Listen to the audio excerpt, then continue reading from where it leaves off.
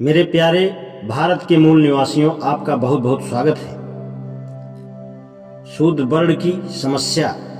प्रत्येक मनुष्य को ज्ञात है कि शूद्र वर्ण आर्यों का चौथा वर्ण है, किंतु यह जानने की चेष्टा बहुत कम ने की है कि शूद्र कौन है और इस चौथे वर्ण की उत्पत्ति कैसे हुई। निस्संदेह यह जानना परमावश्यक है कि शूद्र वर्ण का स्थान समाज में चौथा कैसे हो गया। यह समाज की विकास परंपरा से हुआ अथवा समाज विप्लवन से हुआ।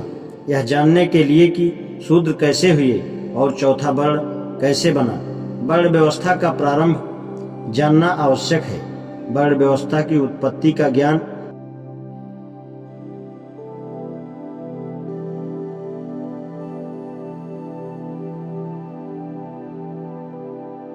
ऋग्वेद के 10वें मंडल के 19वें मंत्र से प्रारंभ होता है। ये पुरुष सूक्त के मंत्र हैं। पुरुष के सहस्त्र सिर, सहस्त्र बाहु तथा सहस्त्र पैर हैं। संपूर्ण ब्रह्मांड को उसने 10 अंगुल में ग्रहण किया है। पुरुष ही ब्रह्मांड है। जो हो गया और जो आगे होने वाला है वह अमृत है, क्योंकि वह भोजन से बढ़ता है। इसका महत्व ऐसा है, पुरुष इससे भी महान है। संपूर्ण ब्रह्मांड उसका 1/4 है और 3/4 आकाश में अमर है। 3/4 से पुरुष ऊपर बढ़ा और 1/4 यहीं रहा। तब उसने प्रत्येक वस्तु को, जो खाद्य अथवा अखाद्य है, सभी को आच्छादित कर लिया। उससे बीरज पैदा हुआ और बीरज से पुरुष जब पैदा हुआ तब वह संपूर्ण पृथ्वी पर आगे और पीछे फैल गया। जब देवताओं ने पुरुष के हेतु यज्ञ किया तब देवताओं ने का घृत, साध्यों ने ग्रीष्म की, ऋषियों ने लकड़ी और उससे यज्ञ की आहुति। उस यज्ञ से पुरुष के यज्ञ नहीं बना। दुर्वा पर उससे वध किया। जंगली और पालतू जीव बने। उस यज्ञ से ऋग और साम की ऋचाएं और यजुर्वेद के मंत्र उत्पन्न हुए। उससे घोड़े पैदा हुए तथा वे पशु पैदा हुए जिनके दोहरे दांत हैं। उससे गौवें, बकरियां और भेड़ें उत्पन्न हुई। जब देवताओं ने पुरुष को विभाजित किया तो कितने हिस्सों में बांटा। उसका मुख क्या था, उसके हाथ क्या थे, उसके 2 जानू और पैर क्या थे। ब्राह्मण उसका मुख, राजन्य क्षत्रिय उसके बाहु, वैश्य उसके जानू थे और शूद्र उसके पांव से उत्पन्न हुए। चंद्र मन से उत्पन्न हुआ, सूर्य नेत्र से, इंद्र और अग्नि मुख से और वायु श्वास से उत्पन्न हुआ। उसकी नाभि से वायु निकला, मस्तक से आकाश, पांव से पृथ्वी बनी, कानों से चारों दिशाएं बनी। इस प्रकार सारा ब्रह्मांड बना। जब देवों ने पुरुष का वध किया तब 7 लड़कियां थीं और 3 बार 7-7 लकड़ियां लगाई गईं। इस प्रकार देवों ने यज्ञ किया। यह प्रथम संस्कार था। इन महान शक्तियों ने देवों और साध्यों के लिए आकाश रचा। पुरुष सूक्त में विश्वोत्पत्ति का विवरण है। प्रायः प्रत्येक मध्य जाति में किसी न किसी प्रकार का विश्वोत्पत्ति वर्णन पाया जाता है। मिस्र देश का विश्वोत्पत्ति वर्णन पुरुष सूक्त के समान है। जैसे कुम्हार चाक पर मिट्टी का बर्तन बनाता है, उसी ही प्रकार मिस्र के देवता खुनम्र ने विश्व की रचना की। उसी ने पृथ्वी, आकाश, पाताल, जल, पर्वत आदि को बनाया और मनुष्यों, चिड़ियों, पशुओं एवं कीड़ों को बनाया। उनको नर और मादा के रूप में विभाजित किया। ईसाइयों की धर्म पुस्तक बाइबिल के पहले अध्याय में भी उत्पत्ति के संबंध में इसी प्रकार विश्व रचना का वर्णन है। पुरुष सूक्त में केवल विश्वोत्पत्ति का ही वर्णन नहीं है, बल्कि उसके मंत्र 11 और 12 में कुछ विशेषताएं भी हैं। प्रत्यक्षतः तो ये मंत्र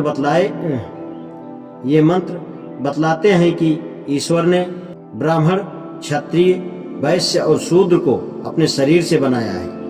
केवल इतने से तो कोई हर्ज मालूम नहीं होता, परंतु समाज ने इसका अर्थ और ही लगाया है। यानी समाज उसी प्रकार 4 वर्णों में विभाजित होना चाहिए जैसा कि इन मंत्रों में कहा गया है। यद्यपि ऐसा अर्थ उनके शब्दों में नहीं निकलता, तथापि उन शब्दों से यही मतलब निकाला गया है। संभव है कि पुरुष सूक्त के रचयिता की भी यही धारणा हो। 11 और 12 केवल विश्व रचना का वर्णन मात्र ही नहीं है, बल्कि यह ईश्वरादेश माने गए हैं और उनका अभिप्राय है कि समाज की व्यवस्था इसी प्रकार की होनी चाहिए। यह व्यवस्था चातुर्वर्ण के नाम से प्रसिद्ध है। यह एक ईश्वरीय आदेश माना गया है, इसलिए यही समाज के लिए आदर्श बन गया और भारतीय आर्यों का आरंभिक समाज इसी सांचे में ढल गया। जो समाज व्यवस्था पुरुष सूक्त के कारण बन गई, उसके खिलाफ सिवाय महात्मा बुद्ध के किसी ने भी आवाज नहीं उठाई। बुद्ध को भी सफलता नहीं प्राप्त हुई, क्योंकि बुद्ध धर्म के समय में तथा उसके हास के पश्चात बहुत से हिंदू शास्त्रकारों ने पुरुष सूक्त का केवल प्रचार ही नहीं किया, अपितु उसका विस्तार भी किया। उदाहरणतः आपस्तंभ धर्मसूत्र था। वशिष्ठ धर्मसूत्र में देखिए, आपस्तंभ धर्मसूत्र कहता है 4 वर्ण हैं, ब्राह्मण, क्षत्रिय, वैश्य तथा शूद्र। इन चारों वर्णों में प्रत्येक वर्ण क्रमशः अपने निम्न वर्ण से श्रेष्ठ है। इन वर्णों में शूद्र तथा पतित को छोड़कर बाकी सबको उपनयन, वेद पाठ तथा यज्ञ करने का अधिकार है। यही बात वशिष्ठ धर्मसूत्र में भी अधिक विस्तार के साथ दोहराई गई है। 4 वर्ण हैं, ब्राह्मण, क्षत्रिय, वैश्य तथा शूद्र। पूर्व के 3 वर्ण यानी ब्राह्मण, क्षत्रिय तथा वैश्य द्विजातीय हैं। पहला जन्म माता की योनि से होता है और दूसरा उपनयन से। इस दूसरे जन्म में सावित्री को माता और गुरु को पिता माना गया है। गुरु इसलिए पिता है कि वेद का ज्ञान देता है। वर्णों का भेद जन्म तथा संस्कार से होता है। वेद वाक्य भी है कि ब्राह्मण की उत्पत्ति ईश्वर के मुख से, क्षत्रिय की भुजा से, वैश्य की जांघ से तथा शूद्र की पैर से। इसके बाद मंत्रों में कहा गया है कि शूद्र को उपनयन का अधिकार नहीं। अन्य शास्त्रकारों ने भी वर्ण के संबंध में पुरुष सूक्त का ही विषय तोते की भांति दोहराया है। यदि पुरुष सूक्त के अभिशाप का किसी ने विरोध भी किया है तो हिंदू समाज के निर्माता मनु ने उस विरोध को समाप्त कर दिया है। उन्होंने 2 काम किए। पहला यह कि उन्होंने पुरुष सूक्त को ईश्वरीय आदेश बतलाया। उनका कहना है कि विश्व की वृद्धि के लिए ईश्वर ने मुख से ब्राह्मण, भुजा से क्षत्रिय, जंघा से वैश्य तथा पैर से शूद्र को उत्पन्न किया। ब्राह्मण, क्षत्रिय तथा वैश्य का जन्म 2 बार होता है, परंतु शूद्र का केवल 1 बार। दूसरी बात उन्होंने यह की कि वेदों को धर्म का आधार बतलाया। चूंकि पुरुष सूक्त वेदों का एक अंश है, इसलिए चातुर्वर्ण सिद्धांत को जिस प्रकार पुरुष सूक्त ने वर्णन किया है वह ईश्वरादेश के रूप में दृढ़ हो गया। आज इतना ही, शेष कल।